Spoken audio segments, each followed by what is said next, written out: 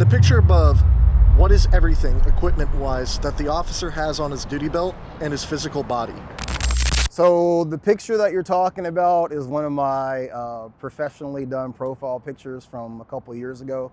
That uniform was actually for a retail establishment.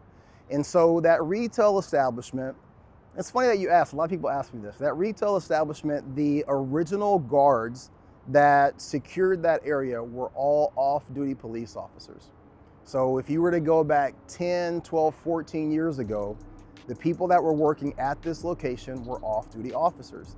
What ended up happening is that the city of Portland made it to where the police officers could not work private security for retail establishments or for private businesses. I don't know how much of that has gone on today, but that opened up an opportunity for some retired police officers to open up a security company called Off-Duty Services, right? So now instead of utilizing police officers, they're utilizing security guards, many with law enforcement backgrounds, law enforcement experience or military experience, correction officer experience. And so at that location, the standard had already been set. They wanted their security personnel to have that look of a law enforcement officer. So you see that I'm wearing a Safari Land carrier, I'm wearing a med pack, I've got a duty belt with my magazine holders on the duty belt itself. I've got my gloves, my flashlight.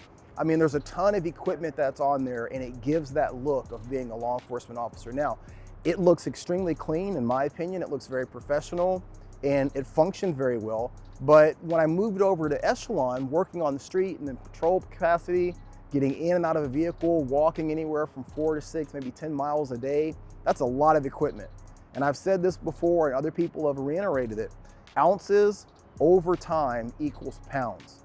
And so you really start to scale down, in my opinion. There's some officers who still wear equally as much equipment on their uniforms for Echelon as I did when I worked for ODS. But for me, I'm like, look, I'm paring all this down. I want to be as light as possible. And also I work in an environment where I'm out in the rain, I'm out in the snow. And even on a day like today, if I'm working in an area like Old Town, I'm literally walking through, wading through urine, feces, drugs, all kinds of just grimy stuff. And so I don't want to say that I want to have a less professional looking uniform, but it's almost like dressing for the environment that you're in. I still want to remain professional, but I want to take some of that weight off. I want to be a little bit more comfortable. And I also want to be in a uniform that lends itself to getting a little bit more dirty, if that's kind of the way I can say it. But yeah, in that uniform picture, what you're seeing is a medical pouch. You're seeing my gloves.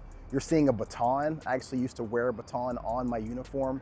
Not sure, I'm not looking at the picture right now. There could be a taser involved, and then the duty belt itself, extra magazines, handcuffs, the whole smorgasbord of what you would expect to have working in that environment as a law enforcement officer or law enforcement adjacent security. But what do you guys think? Comparing the two uniforms, the uniform that I had working for ODS versus the uniform that I wear now with Echelon. What do you guys think? Do you like A better? Do you like B better? I'll put both of them up here. You guys let me know in the comments what you think. Which one is your favorite uniform? And do you see the benefits of both based on what I just told you guys? Let me know.